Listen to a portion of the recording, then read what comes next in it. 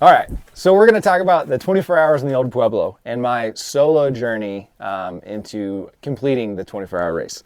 Going to talk about all the standard race day vlog stuff, my training, maybe not my training, but what I ate, my strategy, everything that happened to me during the race. But more importantly, I want to take time in this video to really explore the emotional side of what this race meant to me and how for the past 2.5 years, I've been kind of on this journey of proving to myself as a dad, I didn't need to give up training and racing, the thing that I loved, to become a dad. And these two things could exist at once. And this race was kind of the culmination of me realizing I no longer have to prove that point. I got a second kid on the way and really just finding contentment. And what that looked like and how all that stuff came about as I was getting ready and racing this race. So yeah, we're gonna do the race day stuff. We're gonna do all that, but I really do want to explore that emotional side of it and what that looked like for this race. And if you're wondering why my voice sounds like this, I am 100% sick. I got completely blown apart after this race and got sick, and I'm still getting over it. So let's take a look at this race. So this is 24-hour town, the little town that sets up for the 24 hours in the Old Pueblo. If you don't know much about the 24-hour race, I'll give you the quick overview. It's a 24-hour mountain bike race, starts noon on Saturday, finishes noon on Sunday.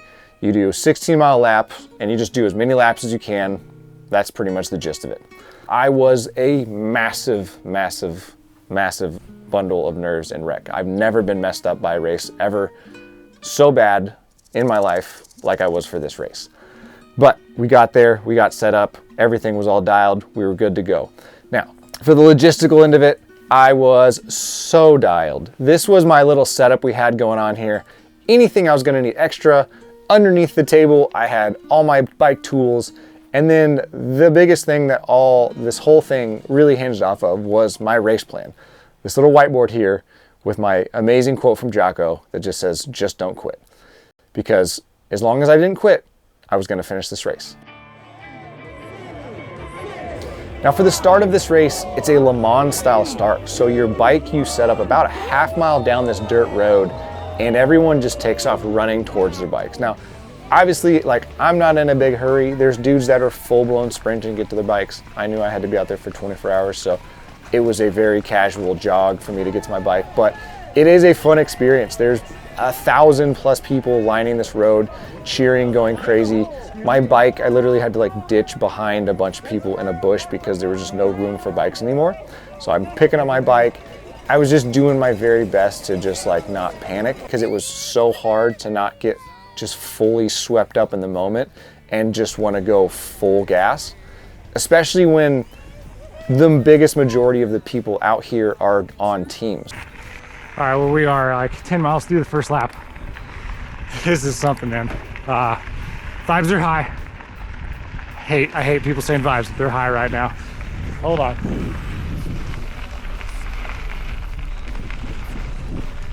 The amount of people that were crashing immediately was shocking.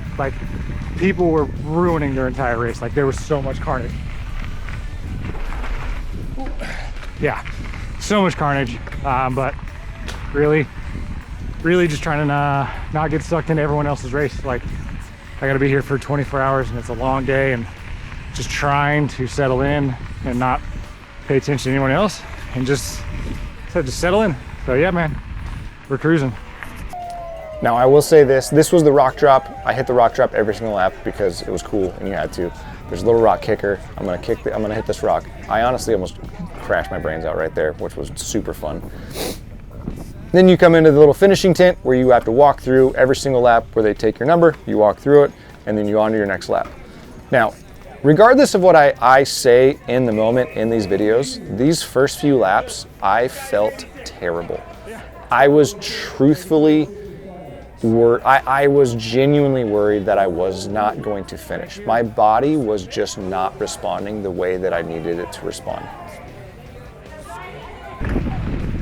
All right, we're lap 2 just started.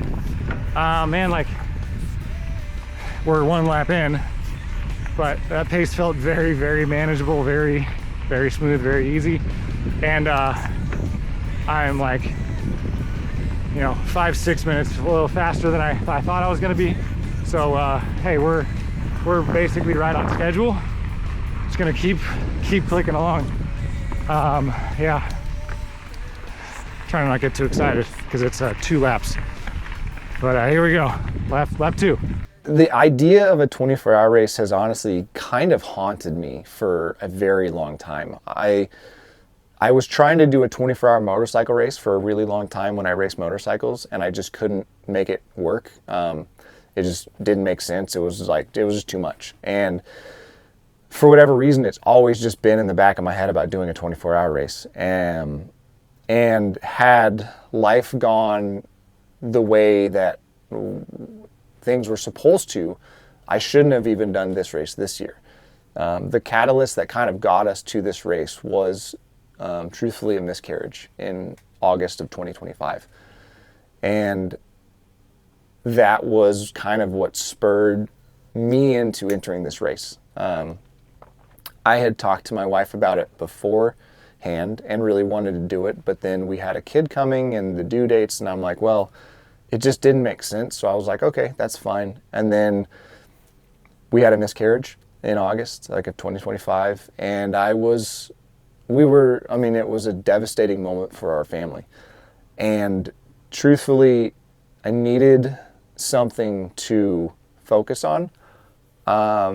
And I needed something to really kind of, I think training and racing is a coping mechanism that I use. I don't know if that's good or bad, but it is. And I needed something to really focus on and try to work through it.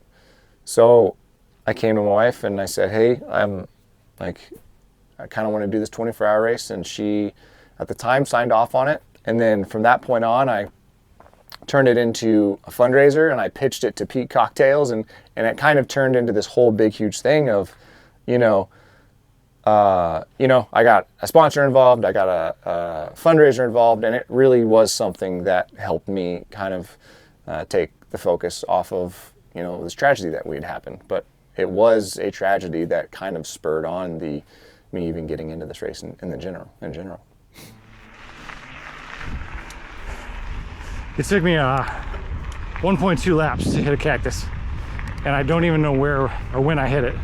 I just looked down at my wrist and it was bleeding. So we got that out of the way early.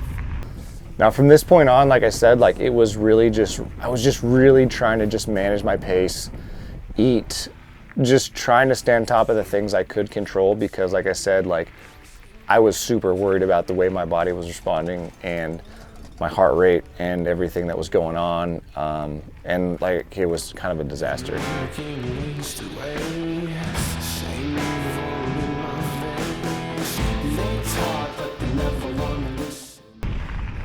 All right, just starting lap 3. Same thing, feel pretty decent. My shock, the air was super low. I adjusted it and it was being weird. I don't know if it was just the temperature because it's really cold. Oh gosh.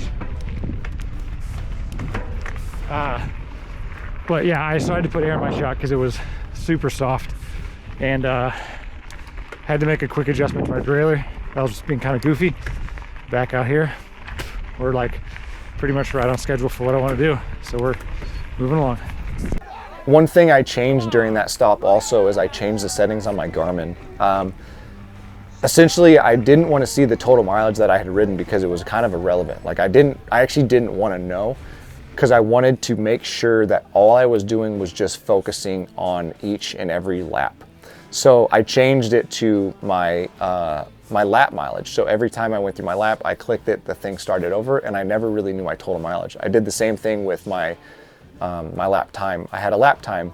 I did have the total elapsed time just because that was helping me keep and maintain how and when I needed to eat. So I didn't get rid of the total time, but the total mileage to me just didn't really seem like a useful metric at all.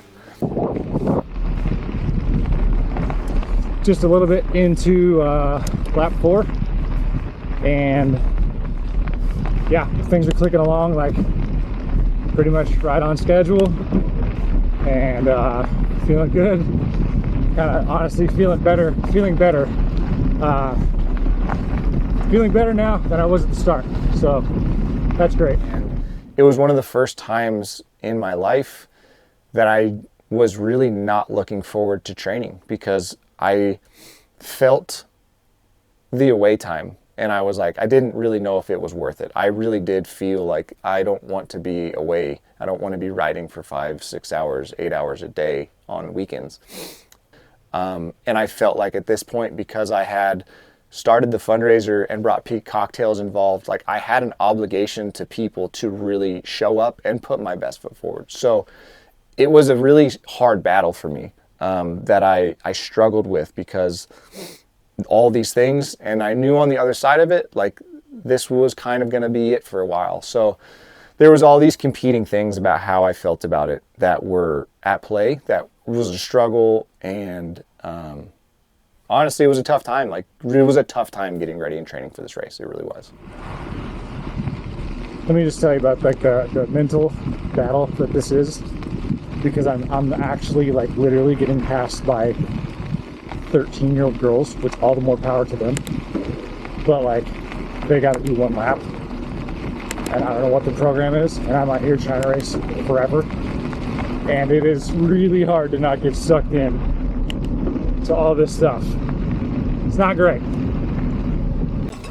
Every lap you come kind of ripping by this little whiskey tree where people are just having a party trying to get you to drink and all this stuff every time, it was a good boost. It was fun, but this made me laugh so hard. This dude right here was puking his brains out because he, I'm assuming, had taken a fireball shot and it did not sit well.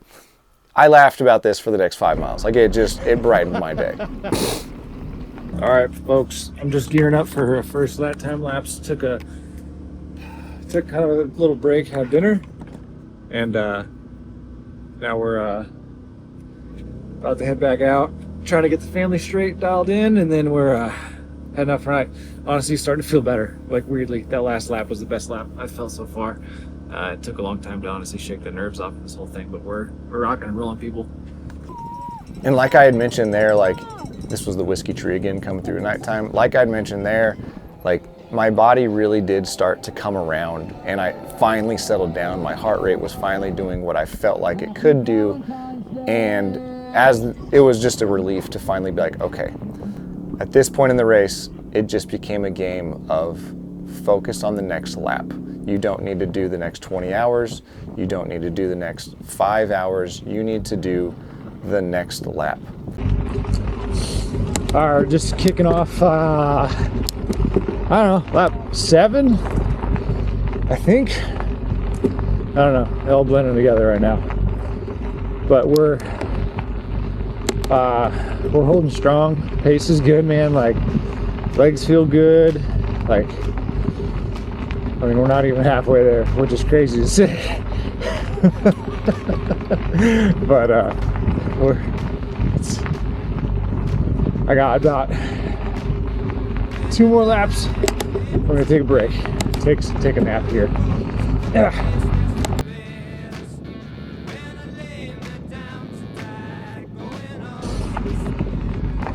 So disorienting at nighttime, like riding these trails, but it's so disorienting figuring out where you are. Like, they look so different every lap almost, and also it's really disorienting to figure out the grades. Sometimes you just can't see if you're going uphill or if you're just riding really slow. Like, there's just a lot of things about it where it's hard to tell, like, sometimes if you're going up or you're going down, like if you're just pedaling really slow. It's kind of a trip, even though I've been doing laps for the last 10 hours. Now, there was part of this night where you just kind of get in this weird zone where you're out there and you're seeing headlights and you're chasing taillights, and like, you just kind of get lost sometimes. Like, honestly, it's very disorienting to be out there. Like, you're not sure if you're seeing things that are real or not. Sometimes you see, shadows of cactus. It gets a bit wonky out there at nighttime, to be honest.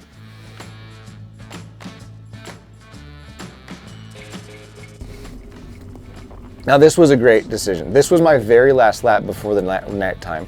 And there's a section on the track called the Bitches.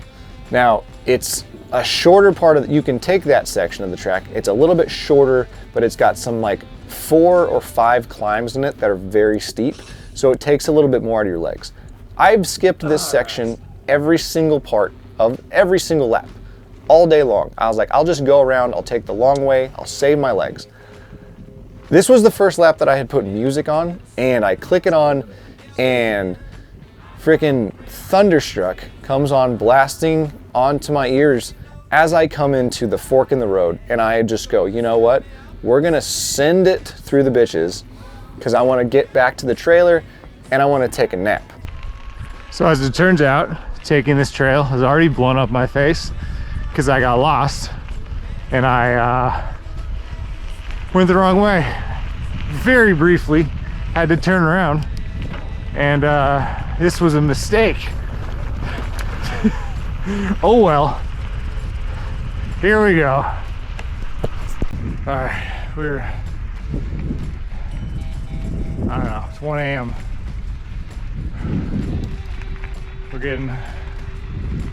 We're moving. It's just about, I've really just figured out it's about riding out however you feel right now, because it seems like every 20 minutes the mood changes for me, the legs change. You just gotta kind of ride it out. And yeah, here we go.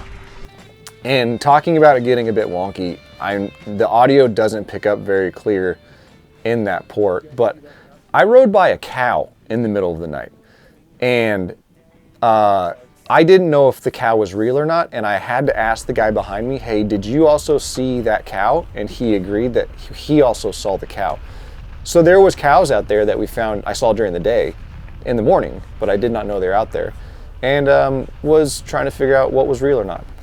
Also, it was getting so cold at nighttime. I was probably a bit underprepared for how cold it was going to be. I just had a hoodie on with arm warmers and my leg warmers on. And I did have my vest on underneath my hoodie, but it was freaking cold, man. Like my toes, all of it, like I was really cold all day. Really, I was just cold the entire race, to be honest. I was just freaking cold.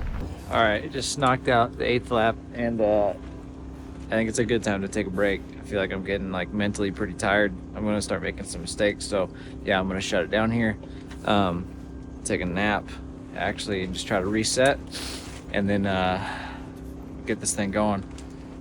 Feeling okay, but it's getting tough. But yeah, feeling all right. So gonna try and reset, come back out, get it going. All right. It's about 4 a.m. and waking up from that nap and moving. It's one of the hardest things I've ever done, but I did it.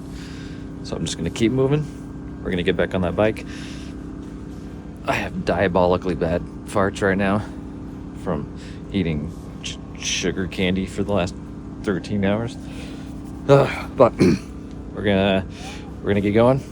We're gonna finish this thing off. All right, here we go. Not feeling too bad after the nap. Honestly, I think I expected to feel a lot worse, so anything was better than what I think. I think I just expected to feel terrible after I woke up from the nap, but I feel, you know, whatever a step below terrible is. So I'm great.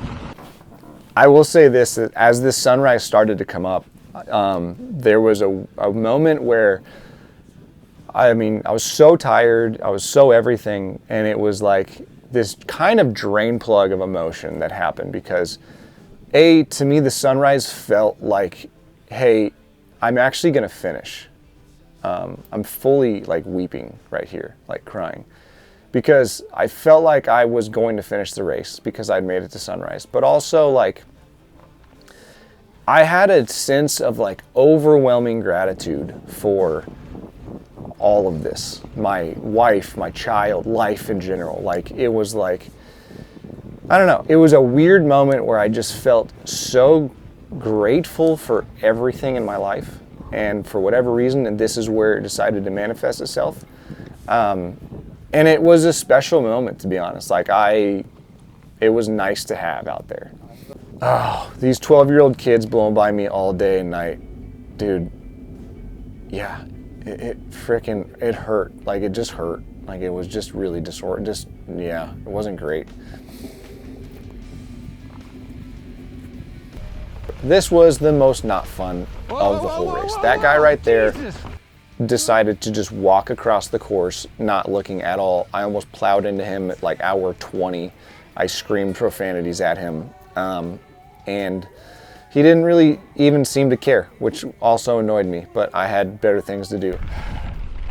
All right. We're just started lap 11. Sun feels good. I think from this point on, like I said, like it was just a matter of doing the next lap. Like the legs, everything hurt. I was tired, I was exhausted, and I just was like, hey, just do the next lap.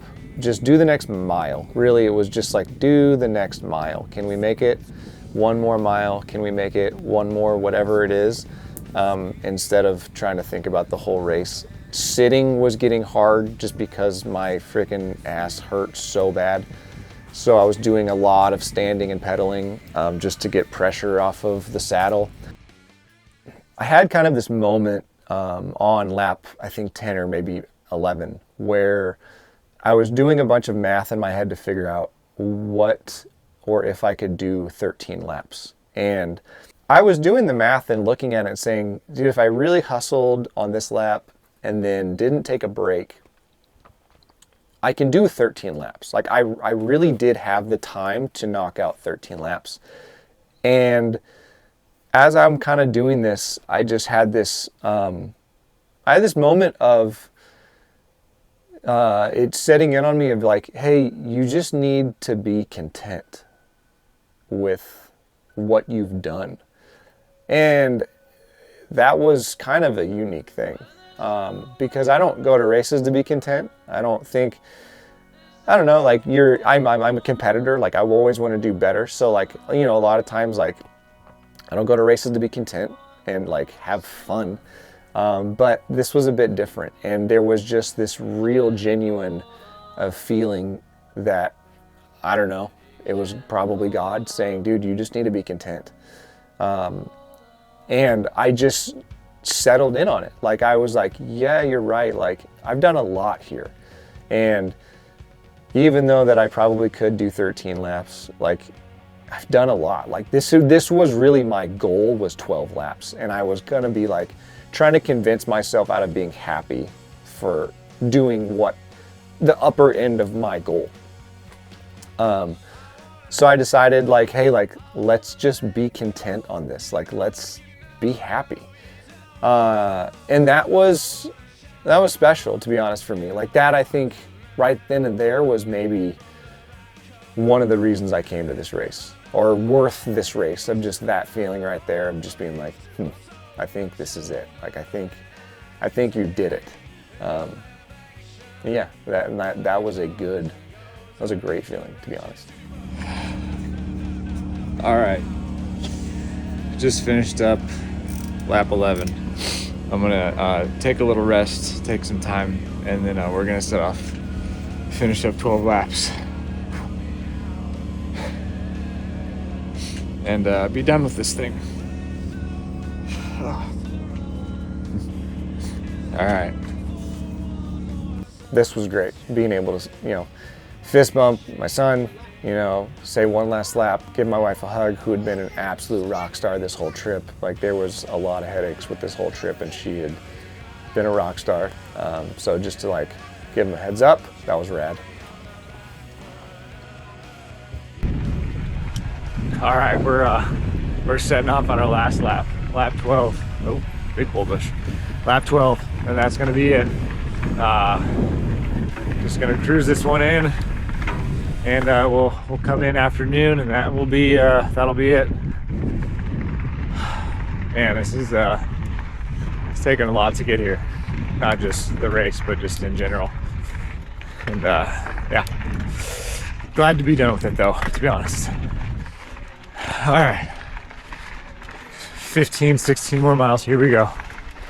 This last lap was really like, I was just doing my best to enjoy it. I was in so much pain, I couldn't sit down, but I really was just trying to like enjoy the last lap and just kind of take it in, like just talk to some people out on the course, like just have fun, man, and really appreciate, like, I don't know, dude, I just rode a bike for 24 hours. Like it's a pretty big accomplishment. So this was, you know, the last hurrah, the flyer coming down the downhill, just having fun and really, dude, I don't know what to say. Like this was a cool feeling to finally wrap this thing up right here. Like this was it, man. This was a really cool feeling.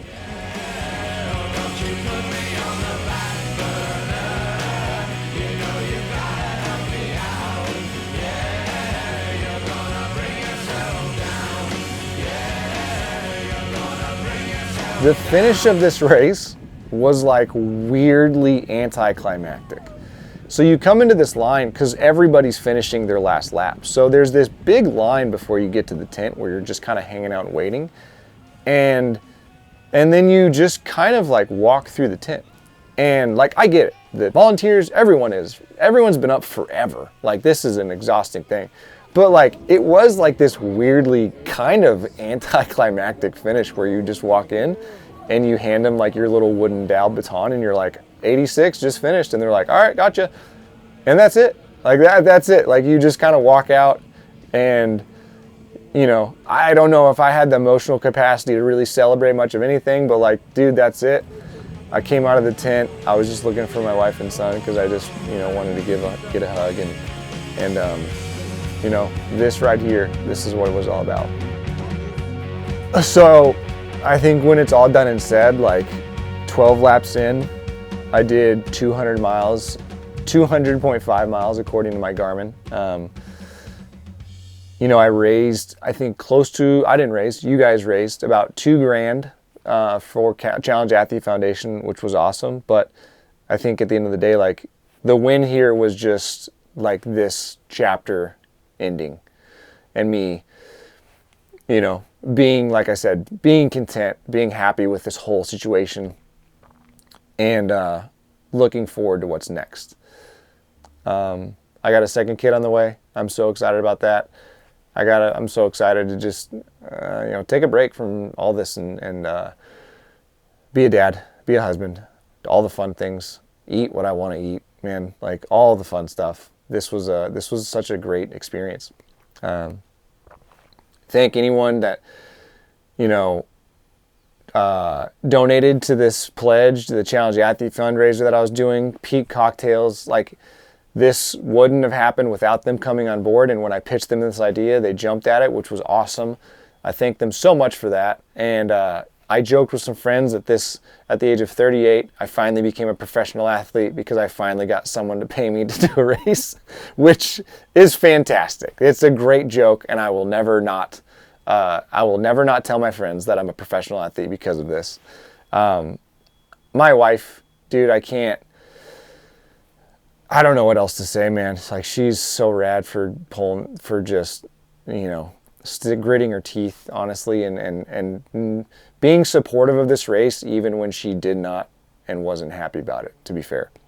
But yeah, man, I thank you guys so much for following this journey. Hopefully somebody gets anything out of this. If you guys have made it this far, I appreciate it. It's been a journey, and I might make some, I'm sure, dude, you'll see me. I don't know what it looks like, man, but we'll take a break. Appreciate you guys. Thank you. Take care. Until next time. God bless.